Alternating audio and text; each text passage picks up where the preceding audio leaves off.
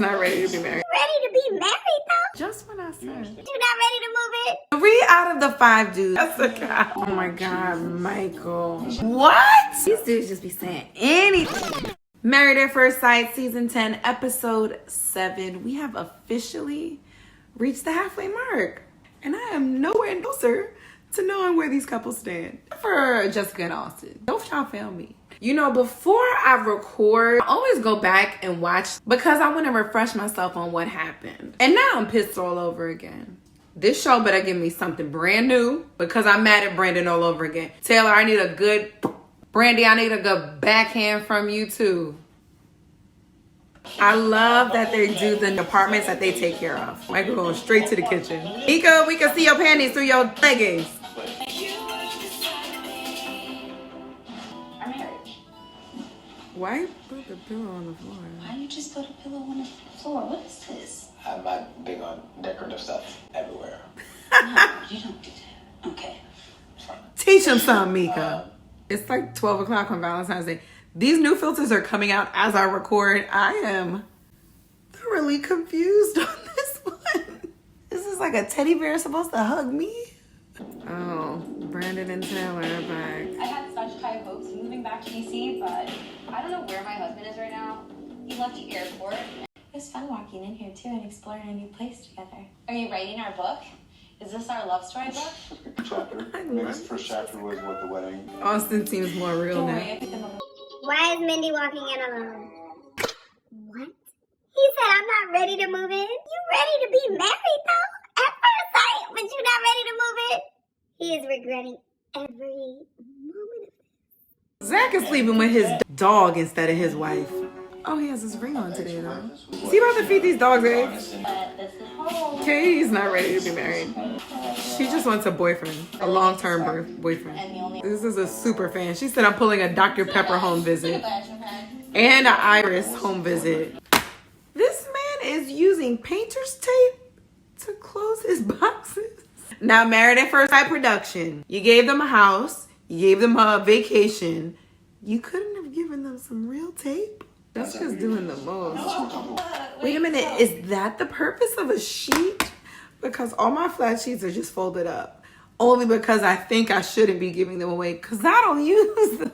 So the purpose of a sheet is so you don't get your comforter dirty so you have to wash it less. You know, I did just see that it says she's a nurse. And I used to think she was in peds because of how like giddy and stuff she was. But I think she's in adults and she changes sheets often. She's the one who turns over the bed. No, there's people for that. But she's very observant when it comes to like that cleanliness. Because hospitals, you gotta be on top of shit. Austin's over all the questions. Jessica, stop going through his shit. Bring in experts because we need to get rid of him. Everybody on the bus to go have themselves. And Look at Pastor Kyle. that's the person I want to meet. Taylor, you gonna break up with him? Please. Please divorce him. At 33, you can't still be acting this way. 33 years old. You're acting like a child. This is crazy. It is crazy. We know. We knew from jump. I told y'all. Brandon is a loser. And what did Brandon turn out to be? A loser. Y'all need to add another expert in there. Needs to be the sociologist, the sex and relationship, and the religious relationship, whatever, couples therapy, plus a real ass bitch. Sprinkle that person in there. It has to be a woman as well because She has to know how to use Spokio. She has to know what your ex-girlfriends look like. She has to know photos and pictures that remind her of things and people that you like. Then she has to go to your friends page to actually see if they're your friends page. See how you feel and how you talk to people both online and when people are not. there's gotta be a lot that y'all are just missing because y'all want this love so much. You're missing the psycho people here. I did see a side of Brandon that I did like. Yeah. Girl, we don't know how. Well, hello everybody. How you doing? Oh, look what the cat drug in. This motherfucker walked in like nothing happened. Look at that smug smirk on his face. I hate it. Brandon went home and got his diamond earrings. Straight up man to man. You're a very reserved private person. So you were like, you know what? When y'all call me and ask me if I want to be on a reality show, I'm going to say yes. That makes sense. It's like so closely aligned to my personality of being so closed and reserved. Yeah, this will be perfect. 3 out of the 5 dudes have taken their ring off, have talked in circles, have made excuses for the way in which they're treating their women, and make absolutely no sense when they come back on camera. But I'm doing what I can. I made some mistakes. Brandon, I know, dude. And Come on, hold him accountable, Pastor Cal. You know what? Brandon keeps apologizing, but he keeps doing dumb shit. Fool me once. Those expressions of anger. You gotta fight that stuff, man. Girl, this early is not a good sign. I got into this marriage so that I can prosper with my spouse, not have us both be defeated. Come on, Taylor, with the words. The best version I can be. The best version of myself. Okay.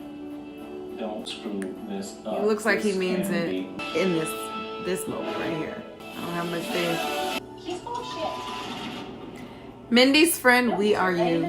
I figured it out. It's a fucking creepy bear cuddling behind me. But everybody's just going to open drawers. He has a fake gun and money. Some form of protection, but it's fake. I get what you were trying to do, as in like protect yourself by throwing up a fake gun that actually looked real. But now it's not gonna work. Now you gotta get a real gun because everybody knows. And I'm sure the people who are going to rob you watch Married at First Sight. So it's just, you gotta change it. Michael! Oh my God, Michael. Why is this trash can at the door? Daddy's not a comforter. What is this? You keep a spatula in a pan on your stove. And you don't see anything wrong with that? Michael needs a woman in his life. Nigga gotta stop looking at this man like this though. I get it, but stop. Don't all women put their bra and panties in the first drawer? Being in Brandon's place and helping him pack is really helping me to remember a lot of the things I like about him in the beginning. Brandon and Taylor had a good little moment there. Okay. Okay, Pastor Cal's back. What's up, man? What's really good? What's going on? I hope you're starting to see now, some of the similarities and reasons why we put you guys together. What are the reasons they're together? Michael is so excited to share his story on this show. This is the second time he has made a comment about his position. He had moved out and they were like, hey, how was your night? And he was like, look, let me tell you. I just had a phone call. I had an interview. I'm going to become a principal. This time, Pastor Cal says, oh, did you guys have a conversation about finances? Mika was like, oh, well, we exchanged salaries. Pastor Cal said, how did that go? Michael goes, it went great. I doubled my salary since I started the process. Michael, what the fuck does that have to do with how did the conversation between you and Mika go about your current salaries? I mean, I get the excitement, right? And as a teacher, principal is, I'm assuming, like principal is the ultimate goal, right? I don't know. It seems like a very big goal. So he's super excited, but like, pull back, killer. It's okay. You're living your passion. The money's secondary to me. Don't date Jasmine if you want to follow your passion. Why does it seem like Michael is shutting down in this? This should be a happy moment where you guys are talking about real things to figure out if you're on the same page. Mika is excited. Pastor Cal is really trying to dig in. But Michael is just like, sure, I'll answer this. Cool. Has he checked out and Mika checked in? Yes, adoption. You know what I haven't realized? Michael's image on this show is turning around. He ain't, for me, it's turning around. To have that close. Michael, are you still trying to clean up this intimacy comment about sex? Potentially spending time with. Just what I said. Look at Michael. He is pissed. He worked so hard to change his storyline. Oh, they almost got me.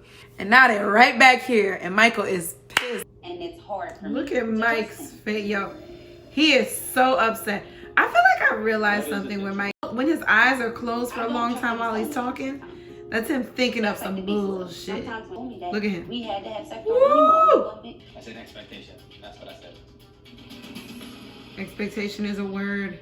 So here's the issue with Michael, right? If you keep saying you didn't say that, and Mika is giving you the exact statement, I need you to give me the exact statement of what you actually said, right? Because we know you said something, but if you did not say that, what did you say? We are trying, and you're not giving us anything.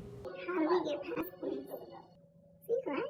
So there's a couple of ways that I'm reading these tears. I'm reading tears out of frustration and failure. Frustration from failing, right? Because he said there's a lot of pressure, which is also interesting to know because a lot of cast members are feeling pressure personifying someone who they aren't actually in real life.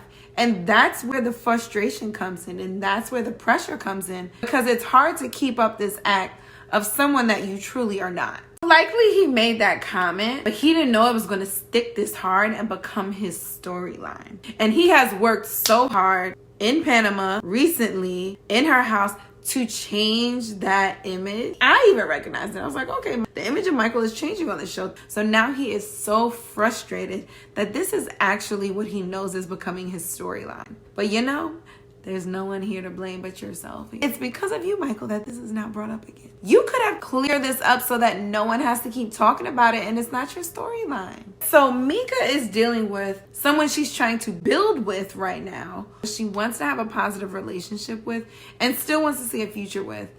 But there's still something that she can't trust, but she's trying to get away from it. But then it gets brought back up again, not because of her, but because Michael goes back and tries to clean something up and to create a storyline about intimacy and why he made the comments that he did. But Mika is not wrestling with the fact of like, okay, there's someone I care about crying. I can't sit here and console you and act like it didn't happen and you're still not being honest about it. So I feel like we definitely have issues, but I wouldn't say that we're failing. all right, Pastor Cal is fixing everybody's life. Hopefully. They didn't choose not to move in together. Zach did. Not only physically, but also internally. Word, he's not attracted to your internal as well. Do you have a preconceived notion of what you want and she's not it? Yes. Outside of Mindy's poor personality as it relates to her and Zach, which also, he doesn't even see the real Mindy, which I don't know whose fault that is. That could very well be Mindy's fault as well. But Zach goes to the gym, right? These women who go to the gym and they have, I don't want to say athletic build because he's not looking for a bodybuilder. But Mindy is very small muscle mass. That's very odd to put up against someone who owns his own gym and is a trainer and sees women. Whether very thin or not, but like he sees them with more muscle mass thin. And this is not body shaming because live your life, queen, because I am not very thin. But as it relates to Zach's, I just don't think he's physically attractive. And he's never gonna, he's not gonna say it to Pastor Cal. He's not gonna say it to Mindy. He's not gonna say it on an after show, before a show, reunion, none of that. Because he is a nice guy. He does not want to say it. And that's only going to make him talk around things even more because he doesn't want to seem like an asshole. She's athletic looking. She has athletic background. Oh, maybe I was wrong. She's athletic looking. I genuinely don't know what to do. Get to know her? Figure out what it is. The chemistry aspect of it makes it hard to be open-minded about connecting those dots. Get to it! Some priority here. Sure. Do you want to stay in this marriage? Yes or no? Trying to find answers. I'm trying to connect dots and search. This is music. Tell me, what are your feelings about this? I'm going to go to you first, Zach. You know, when it comes to things like these, They put the music back on when he's talking. So he told you there's 2 bedrooms in the apartment and you say, yeah, this isn't roommates at first sight. You know what else is not? Dating at first sight or married and separated at first sight. So wouldn't it be better for you to live in the apartment in a separate room than to live somewhere else? Don't use that as the excuse why you're not there. It's not about space. I genuinely do want to miss her. I want to just to be around. You know when you can miss her? When you blow this. These dudes just be saying anything. That's good. He said, absence not only makes the heart grow fonder, but it makes the heart wander. That's when they come in his room for counseling and they're like, but absence makes the heart grow fonder. And he's like, miss me with that shit. That ended very abruptly. What does that mean for Zach and Mindy? But he's a network engineer. Is that just code for IT at a company? I think, Krista, you said she's an ICU nurse. So on her high end, is she making $150? I don't know. This is what I'm guessing. What do nurses make? I don't know. And she says he makes significantly less. And she's saying it bothers her here in the interview, not in front of Pastor Cal. Finances, children, family, and sex. Okay, which we haven't talked about. Right.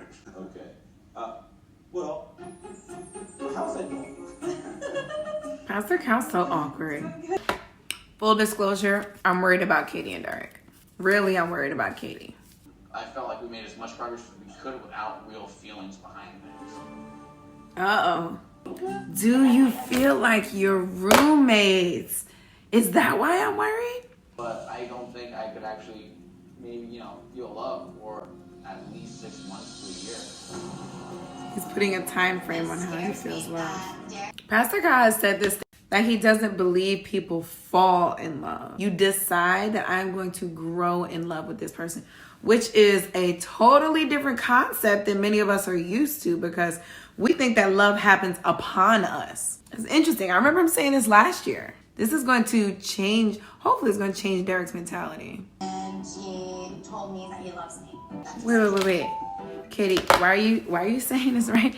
Why are you saying this right now in front of your husband? You could just do this on the side. If you need to work through your feelings about your husband and somebody else, do this on the side. This doesn't need to involve Derek. This is only going to make him super self-conscious. I told y'all this man was going to pop back up. Whenever she has doubts about this, she's always going to use that man as a crutch. And I don't like it. If that person came back into your life now, then what? Would that be a problem? Katie. It's hard to say. What? You are sitting next to your husband, who you are supposed to be growing with and being 100% committed to, and you couldn't answer that question? Not for my brother Derek. And I mean that in like the sibling sense, not in a black church way. Are you still attracted to that person? Yeah. Have you emotionally cut ties? No. It's a conscious decision you have to make every day while you're married to someone else? No. She's crying about another man next to her husband? I get the part that she said where she didn't have time to process. But girl, again I say, this is not a moment you need to be having with your husband next to you. Figure this shit out with Pastor Cal. Do you feel that your healing or your processing is hindering you from developing a deeper emotion? Come on, Pastor Cal.